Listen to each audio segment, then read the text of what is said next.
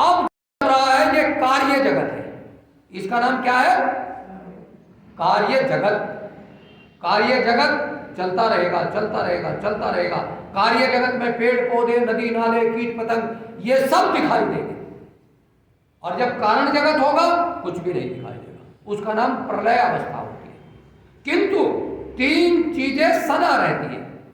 कौन कौन सी? ईश्वर, जीव, प्रकृति। कौन कौन सी रहती है? ईश्वर, जीव, प्रकृति। हम नहीं मरेंगे, ये ध्यान रखो। हम कभी मरने वाले नहीं है। मैं मरने वाला नहीं हूं। मैं माने आत्मा। शरीर की चिंता मत करना। इस आत्मा के साथ चार चीजें रहेंगी।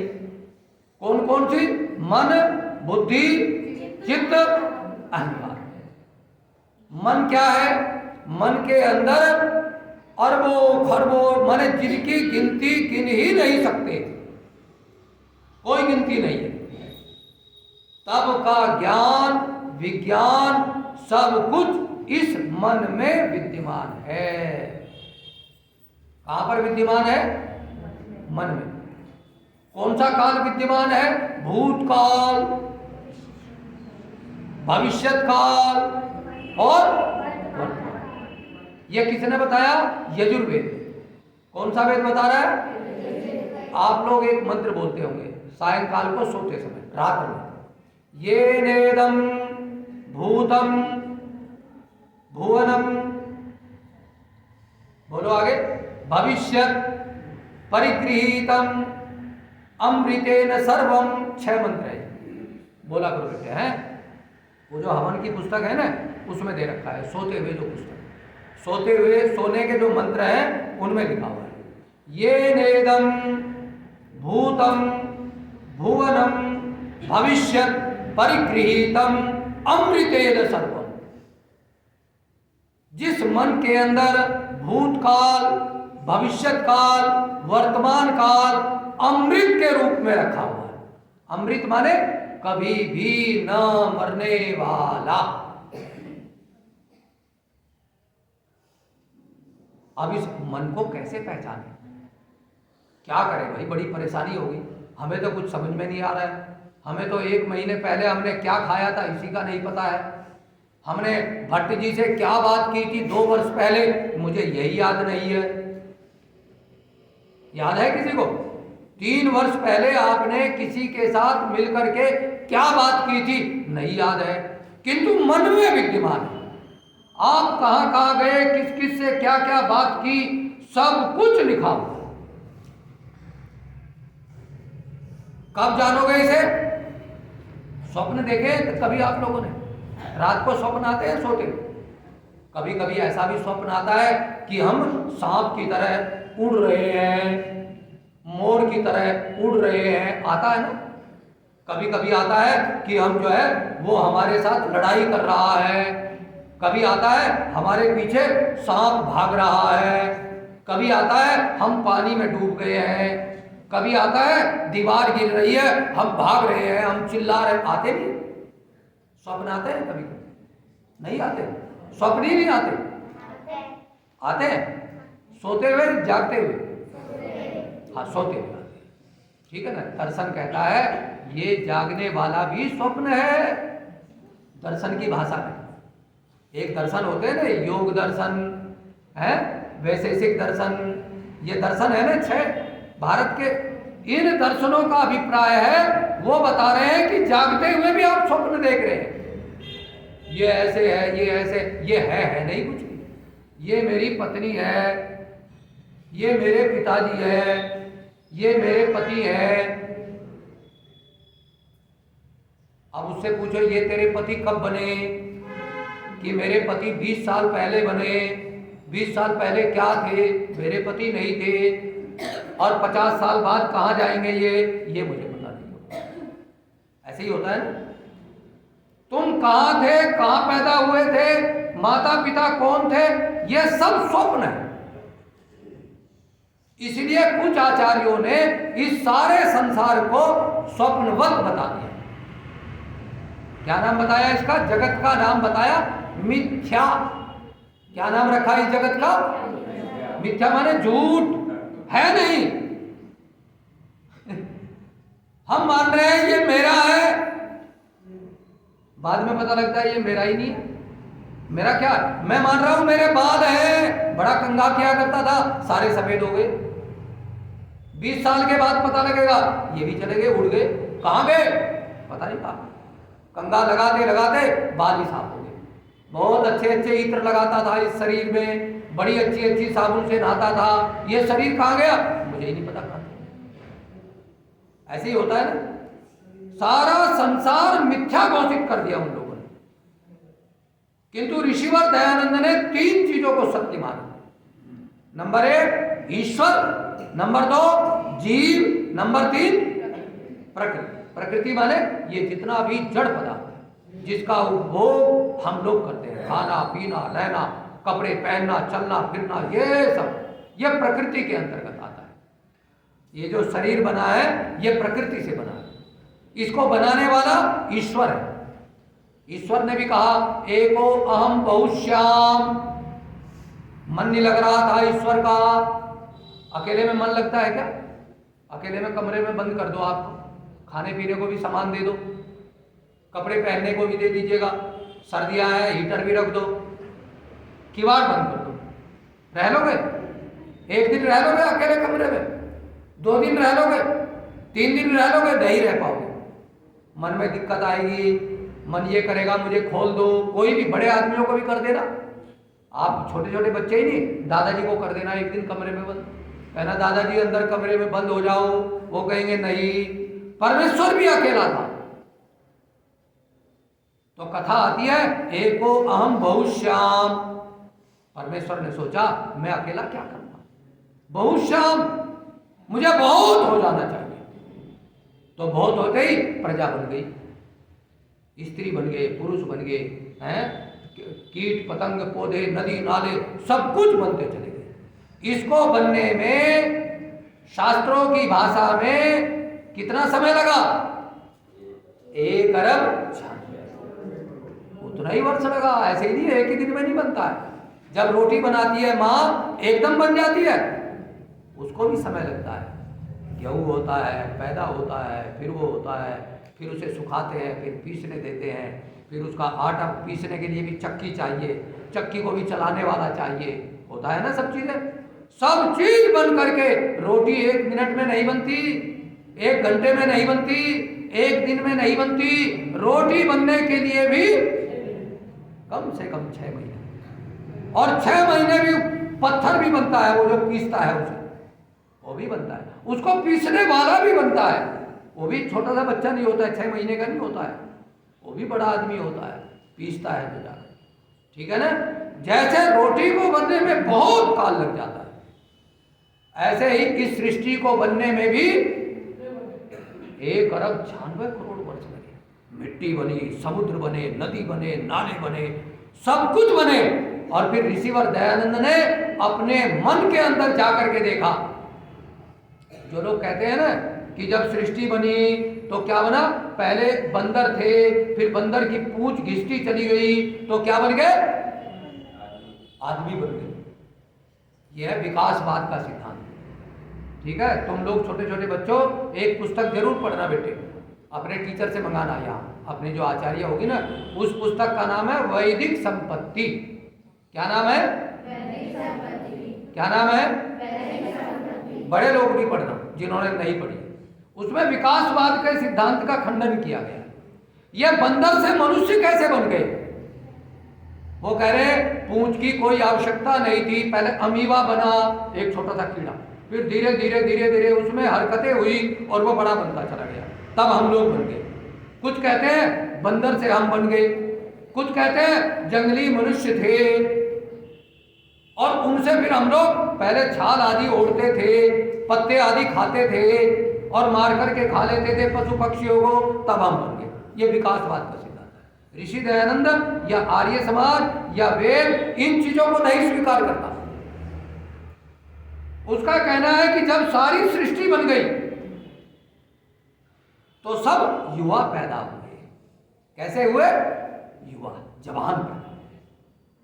जैसे व्यक्ति सो करके उठता है, उसी दृष्टि से पैदा हुआ। सो करके उठते हो तो भूल जाते हो क्या अपना नाम, अपना घर भूल जाते हो क्या, अपने माता पिता को भूल जाते हो क्या? नहीं भूलते ना, याद रहता है ना। मैं किस कक्षा में पढ़ता हूं, यदि मैं सो गया मैं भूल जाऊंगा? नहीं भूलता, याद रखता। हाँ, अरे मेरा नाम तो सत्यदेव है, अरे मैं तो इस कक्षा में पढ़ रहा हूं, मेरे ये टीचर हैं, ये मेरे वस्त्र हैं, ये मेरा कक्ष है।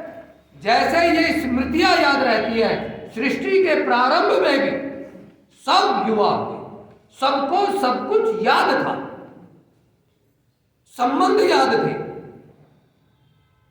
आप कहेंगे सब नग्न हुए ना, यही तो विशेषता है वैदिक सिद्धांत की। सब कुछ परमेश्वर ने सृष्टि के प्रारंभ में सब कुछ तैयार करके दिया। खेती लहरा रही थी, किसान गीत गा रहा था, लाला जी अपनी दुकान पे बैठे हुए थे, सब कुछ तैयार था। यदि छोटे से बच्चे होते, ऋषि दयानंद से कहा जाता है कि बच्चे क्यों नहीं हुए या बूढ़े क्यों नहीं हुए, तो ऋषि दयानंद उत्तर देते हैं, यदि बच्चे होते तो उनका पालन पोषण कौन करता, और सृष्टि, और यदि बूढ़े होते तो सृष्टि कैसे चलती? अरे दयानंद सरस्वती बेटे, आर्य समाज के सिद्धांत तर्क पर आधारित है। किस पर आधारित है? 2 और 2 कितने होते हैं? मैं तो कहता हूं 5 होते हैं। 2 और 2 कितने? 2 और 2 5, 2 और 2 5, 2 और 2 5, मैं तो कहूंगा 5 होते हैं। आपने 4 कैसे बताए है? आपने 2 और 2 4 कैसे बताए, बताओ है? नहीं, 2 और 2 मैं कह रहा हूं 5 है जी। 2 और 2 कितने हुए? 2 और 2 मैं कहने लगूं 5 है, क्योंकि 2 में 2 जब मिला देंगे तो 4 हो जाएंगे। ये तर्क है। ऋषिवर दयानंद ने हर जगह इस तर्क को स्वीकार किया। इसीलिए पौराणिक जगत में क्या है, ये मूर्ति रख ली। पौराणिक जगत में कोई भगवान छोटा नहीं है और कोई बड़ा नहीं है, जिससे काम चले वो भगवान बन जाता है। वहां हनुमान जी से काम चले तो हनुमान जी को बैठा देंगे। अब मुझे पता लग रहा है कि हनुमान जी लक्ष्मी देने वाले नहीं है, तो हनुमान जी को दूर कर दूंगा, तो मैं क्या ले आऊंगा? लक्ष्मी की मूर्ति ले आऊंगा, फिर लक्ष्मी को बैठा दूंगा। फिर अन्नपूर्णा की ले आऊंगा, फिर अन्नपूर्णा को बैठा दूंगा। फिर शंकर जी के ले आऊंगा, यदि शंकर जी से काम चल रहा है शंकर जी की ले आऊंगा। एक घर में 10-10, 20-20 मूर्तियां रह गई। आजकल तो एक साईं बाबा को भी रखने लगे।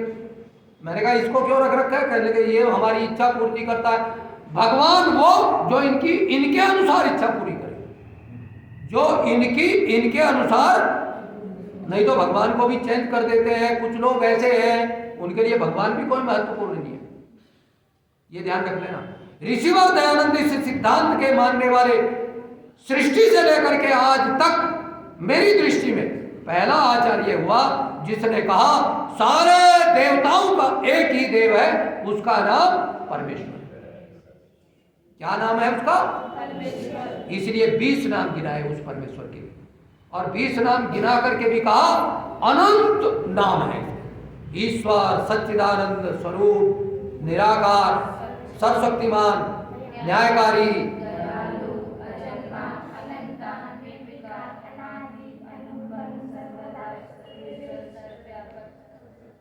अजर, अमर, अभय, नित्य, पवित्र और सृष्टि, उसी के साथ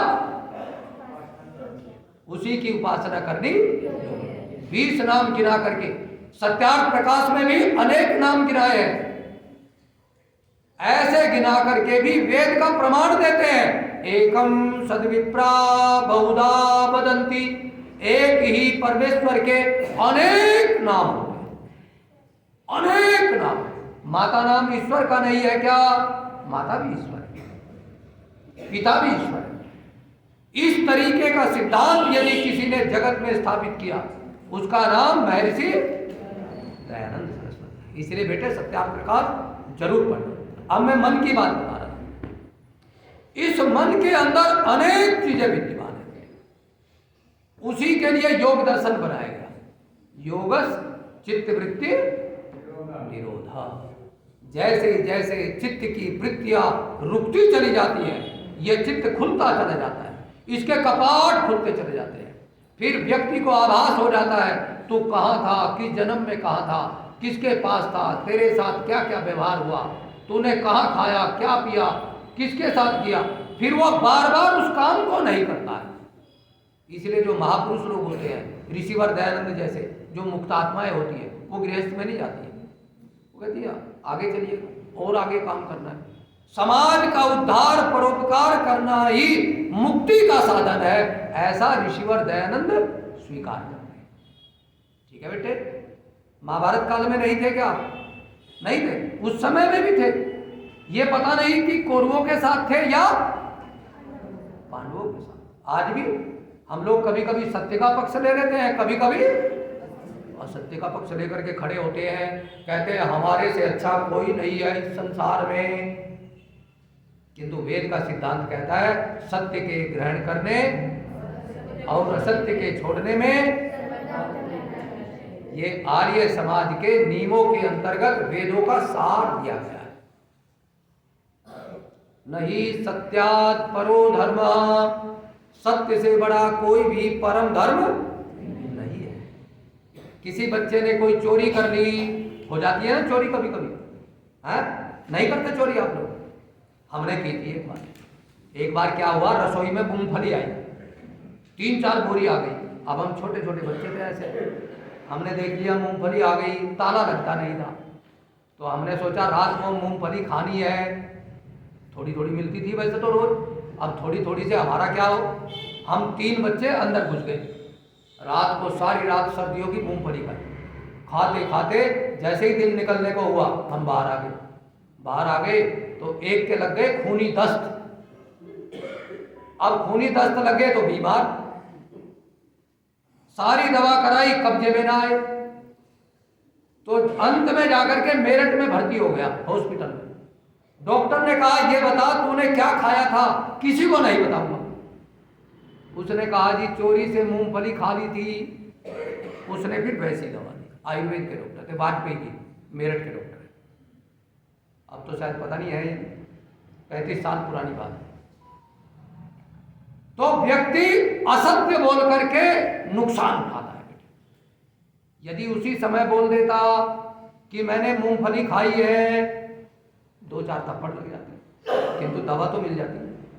इसीलिए सत्य से बड़ा कोई भी परम धर्म नहीं माना। तुम भी यदि कोई ऐसी बात आ जाए, पहले तो चोरी मत करना है। कभी चोरी आज जाकर के मूंगफली चुरानी शुरू कर दो कि हम तो यही काम करेंगे, आचार्य जी ने कहा था ना। चोरी भी पाप है, ठीक है ना, गलत काम नहीं करना है। आंखों की भी चोरी होती है, वाणी की भी चोरी होती है, ठीक है, आकृति की भी चोरी होती है, अनेक प्रकार की चोरियां। चोरी से बचना है। धीरे धीरे व्यक्ति उत्तम बनता चला जाता है और उसके मन की ग्रंथियां खुलनी शुरू हो जाती है। उपनिषद कार कहता है जैसे जैसे व्यक्ति शुद्ध पवित्र होता चला जाता है, अनेक जन्म जन्मांतर की गांठ उसके मन की खुलती चली जाती है। विद्यन्ते हृदय ग्रंथि छिद्यन्ते सर्व संशया, सारे संशय छिन्न भिन्न होने लगते हैं। कौन किसके पिता, कौन किसकी माँ, कौन संसार, क्या मेरा क्या तेरा। फिर बार बार जो हम बोलते हैं ना, इदम अग्नये जात वेद से, आगे क्या है, इदम न मम, मेरा है ही नहीं। फिर सारी सृष्टि को कहता है इदम न मम। तब फिर यजुर्वेद का अंतिम मंत्र कहता है, जो 40वें अध्याय का पहला है, ईशावास्यम इदम सर्वम। ये सारा का सारा क्या है, ईश्वर का है, मेरा अपना कुछ भी नहीं है। जिसके लिए मैं लड़ाई कर रहा था, दुर्योधन कह रहा था सुई की नोक के बराबर भी पृथ्वी नहीं दूंगा बिना युद्ध के। और अंत में क्या बोला, युद्ध भी हो जाए और तुम जीत भी जाओ तो भी पृथ्वी नहीं दूंगा जब तक मैं नहीं मरूंगा। किसने कहा था, दुर्योधन ने कहा है। दुर्योधन की जमीन कोई खसरा कतौनी है, कोई प्लॉट है, कोई मकान है। अहंकार व्यक्ति का इतना बोलने लगता है, ये मेरा है, ये मेरा है, ये मेरा है। अंत में जाकर के पता लगता है, जब मन के संशय छिन्न होने लगते हैं, मेरा कुछ भी नहीं, जो मैं शुभ कर्म करूंगा वो मेरे साथ जाएगा, मेरा वो भी नहीं है। अगला जन्म जन्मांतर उसी उत्तम से उत्तम घर में मिलता चला जाएगा, उत्तम माता पिता मिलेंगे, उत्तम आचार्य मिलेगा, उत्तम स्थान मिलेगा। आपके भी कोई शुभ कर्म है जो आर्य समाज में प्रवेश करने का सौभाग्य उपलब्ध होगा। अधिक विषय को नहीं लूंगा। परमपिता परमेश्वर करे हम इस ज्ञान को और विज्ञान को सत्यार्थ प्रकाश के माध्यम से जान जाए। माननीय प्रधान जी का बहुत धन्यवाद जिन्होंने मुझे याद किया, मंत्री जी का भी, कोषाध्यक्ष जी का भी, आप सब बैठे हैं, सबका धन्यवाद। ओम शांति शांति।